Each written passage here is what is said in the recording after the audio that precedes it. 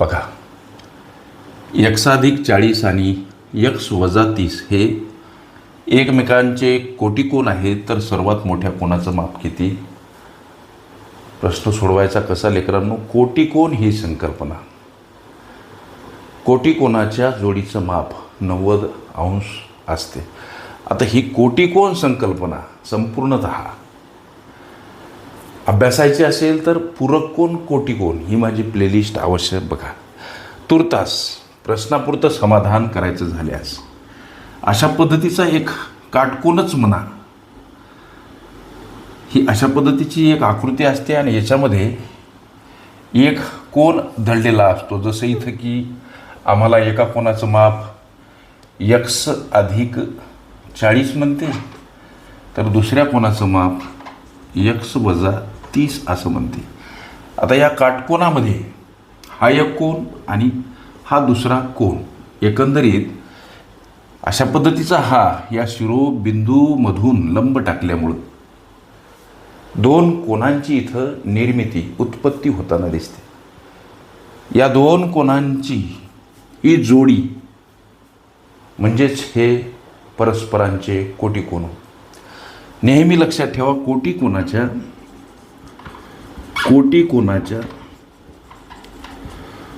कोणाच्या जोडीचं माप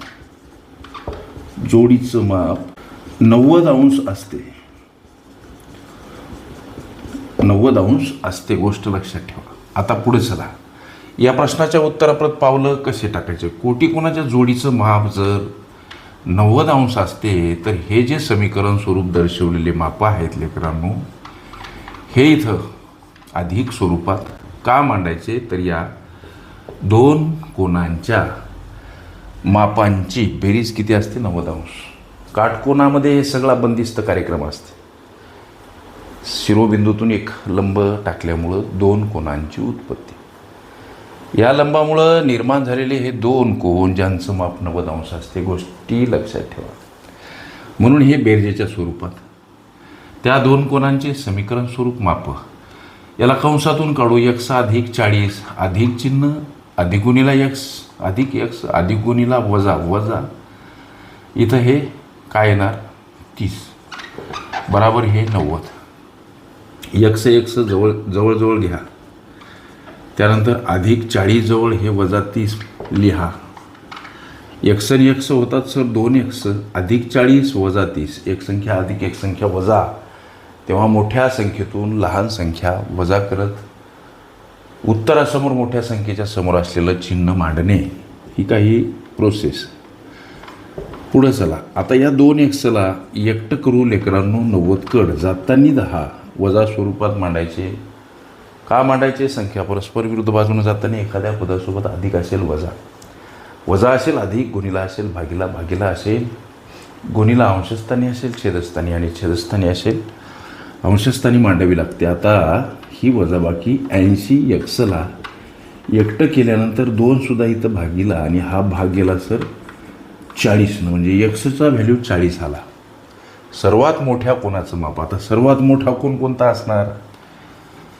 आपण दोन्ही कोणाचं काढू. सर्वात मोठा कोण ज्याला इथं x अधिक 40 असं संबोधलं. x म्हणजे जर 40 आलं तर 40 अधिक 40 याचा अर्थ 80 अंशाचा सर्वात मोठा कोण असेल. आणि लहान कोण कोणता सर?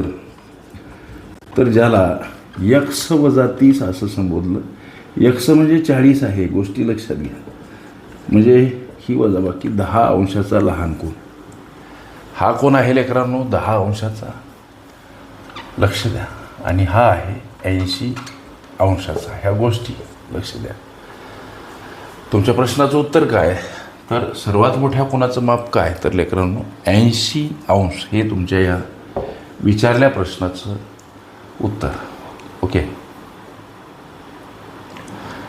पूरक कोण कोटी कोण ही माझी ही प्लेलिस्ट अवश्य बघा. त्यामध्ये विविध स्पर्धकांनी विविध अंगांनी विचारल्या संभाव्य अशा असंख्य प्रश्नांचा सराव तुम्हास करता येईल.